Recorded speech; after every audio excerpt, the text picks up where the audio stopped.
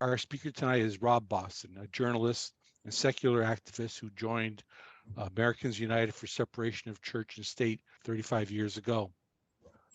From this vantage point, Rob has seen a lot, the evolution of America's leading secularist organizations, as well as the growth in number, size, and political power of religious right organizations.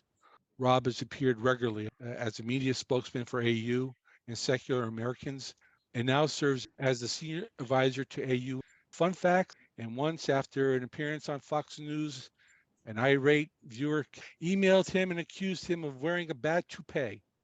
He assures us that his hair is real, but probably does need a cut. Without further ado, it's my honor to introduce our speaker this evening, Rob Boston. Thank you for joining. We're humanists. Humanism teaches us to be tolerant, to respect the view of others, to be kind, to be decent.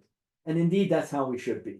All of those ideas are good concepts, valuable components. But we must bear in mind that simply because a person holds a view does not mean that view is automatically worthy of our respect. The fact is, not all opinions are worthy of respect. People have the right to believe whatever they want, but we are not required to respect those views, especially if those opinions and the actions that flow from them cause harm to ourselves and the people we love. The people I encountered at the white Christian nationalist meetings who really believe that members of the LGBTQ plus community and secularists and humanists and Muslims and others are a threat to America are holding views that are corrosive to our body politic. They call these people evil, and they advocated taking away their rights. Now, again, people have the right to hold such views, but we are not bound to honor them simply because they are deeply held. Indeed, we are called to stand against hate in all of its forms.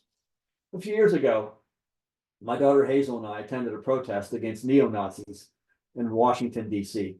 And when I say Nazis, I mean that literally. They admire Hitler. They are anti-Semites. They hoisted swastika flags and wore stormtrooper outfits. Now, our goal that day was not to stop them from speaking, because as vile as they are, they have the right to speak.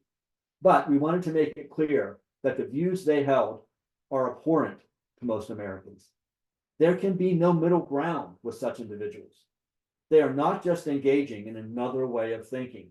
They are a dangerous menace, and their views must be met with strong, lawful opposition at every level. We can work on people who may be reachable.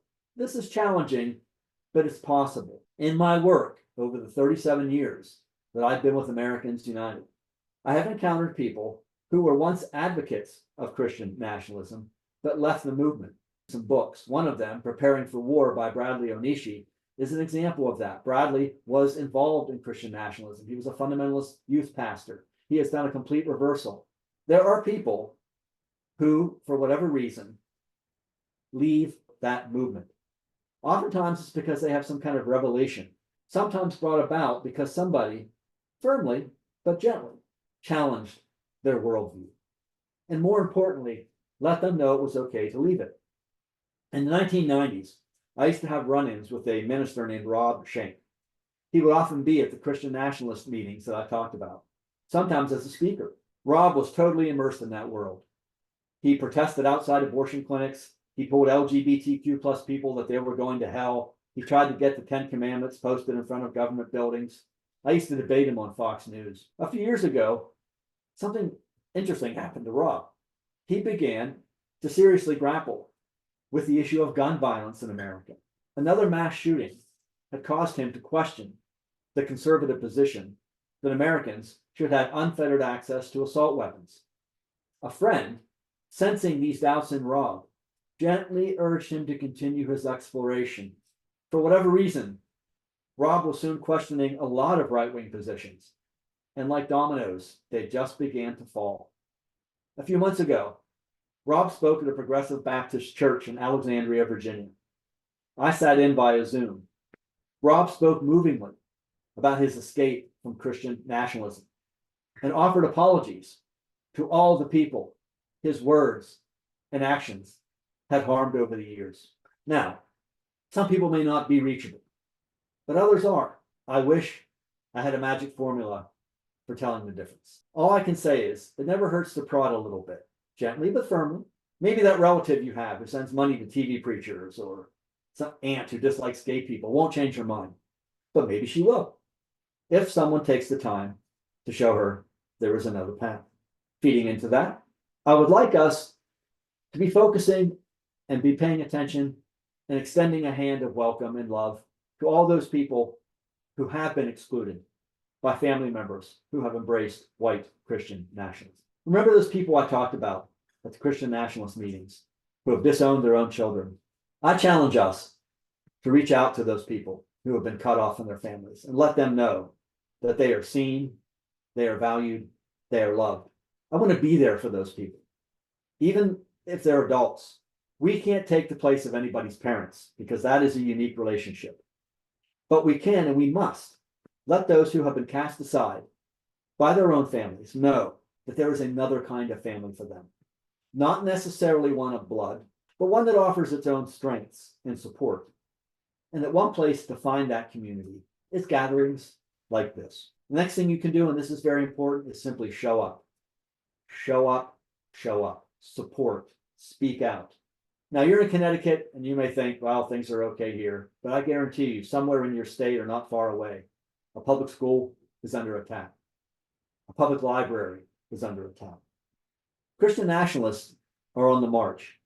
They claim to speak for the majority, but in fact, their views are often unpopular.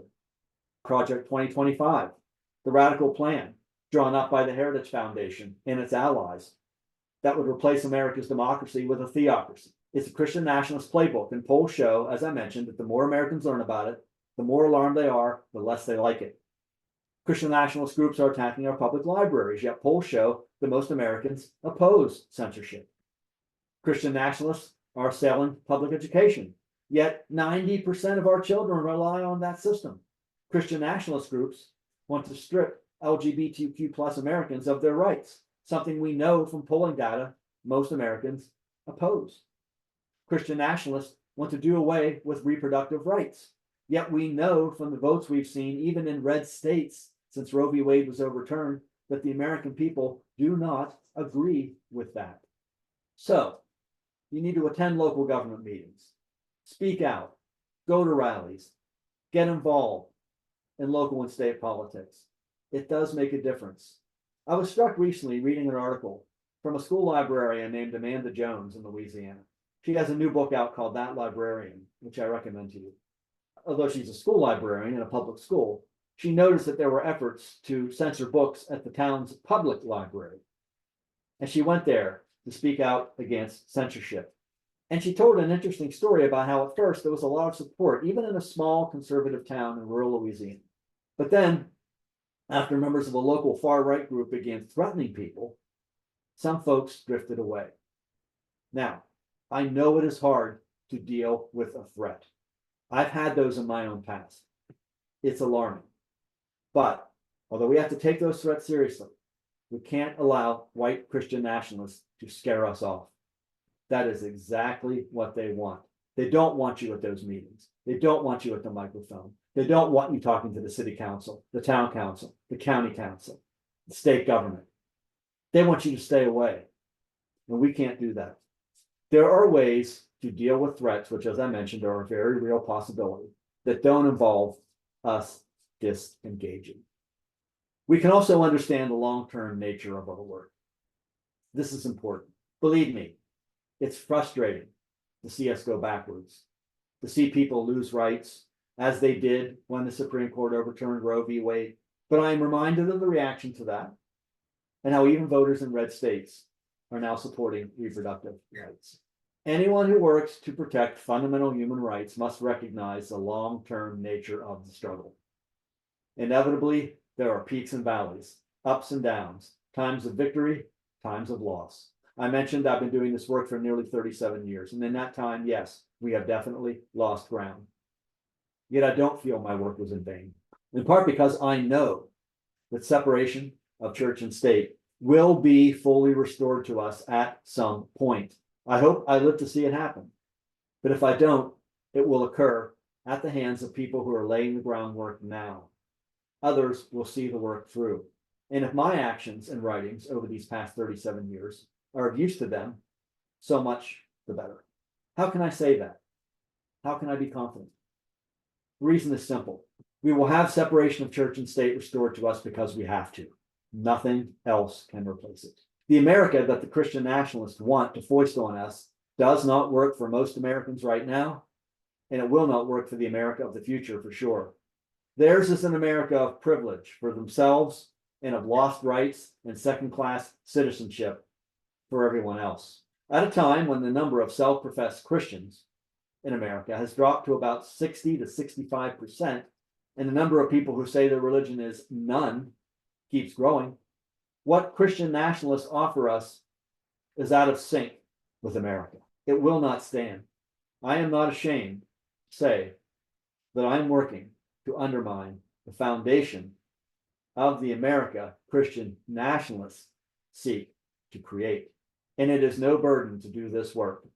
In fact, it is an honor, it is a privilege. And yes, that can be done in line with our core humanistic values.